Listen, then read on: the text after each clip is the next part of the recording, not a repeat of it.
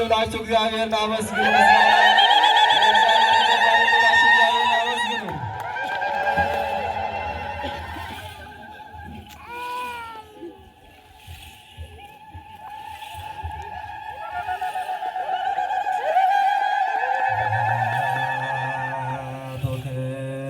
ያመሰግኑትን የሰሩ ደግሞ በዚህ እያመሰገኑት ይገኛሉና አባቶቻችን ላንተማ እንጂ ክብርና ምስጋና አምልኮትና ውዳሴ ይገባል እያሉ ሥላሴን እያመሰገኑ ይገኛሉ። ሥላሴ ማለት ሦስትነት፣ አንድነት፣ በሦስትነት ሦስትነት በአንድነት ማለት ነው።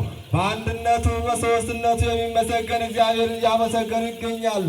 አንድነቱ እንደ ምንድን ነው ካልን በባሕርይ በሕልውና በአገዛዝ በሥልጣን አንድ ነው የሚሆን በአካል በስም በግብር ሦስት ለሚሆን ለሥላሴ ክብርና ምስጋና ይገባል። አሐቲ ፈቃዶሙ ለሥላሴ ለሥላሴ ፈቃዳቸው አንዲት ናት። በአንድነታቸው ይመሰገናሉ፣ በአንድነታቸው ይሰለሳሉ።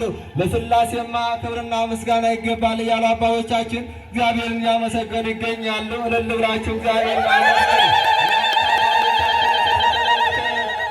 እንድናመሰግን የፈቀደልን የጠራን የመረጠን የድንግል ልጅ እሱ ነው። እልል ብላችሁ እግዚአብሔርን አመስግኑ።